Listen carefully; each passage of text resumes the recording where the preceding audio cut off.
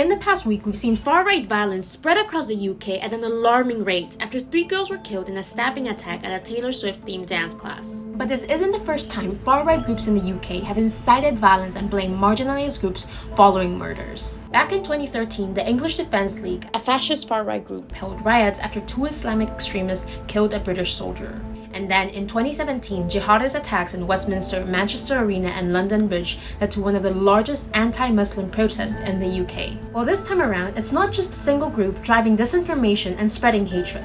An article in the London Review of Books explains that we're now seeing football hooligans, online trolls, bored teenagers, and even curious onlookers getting involved. And that they aren't just targeting Muslim or refugees, but pretty much anyone who looks like they don't belong in the UK. And social media is partly to blame. Despite police arresting the attacker at the dance class in Southport on the spot on Monday, July 29, the disinformation started to spread on social media. People start claiming that the attacker was a Muslim, an illegal immigrant who arrived to Britain by boat, and even sharing false names. Far-right influencers and activists then capitalize on this to share disinformation to further their narrative. Among them is Tommy Robinson, the former leader of the now disbanded EDL, which rejects the fact that ethnic people can be English. Robinson, whose real name is Stephen Yaxley Lennon, was previously banned from Twitter for hateful conduct, but was reinstated in 2023 after Elon Musk took over the platform in 2022 and renamed it X.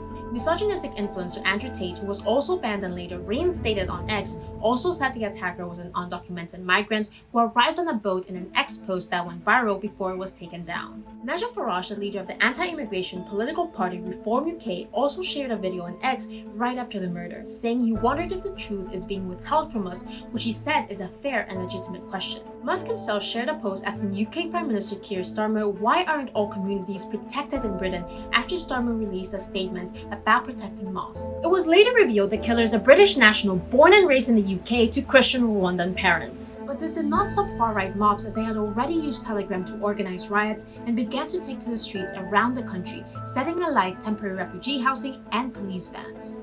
But it's not just all due to social media. The UK's Conservative government, which had ruled for 14 years before being voted out in July, also prompted anti-immigration laws and language. From 2010, the party made pledges to reduce immigration, so when Brexit took place in 2016, leaving the European Union became an issue of regaining control over the UK's borders.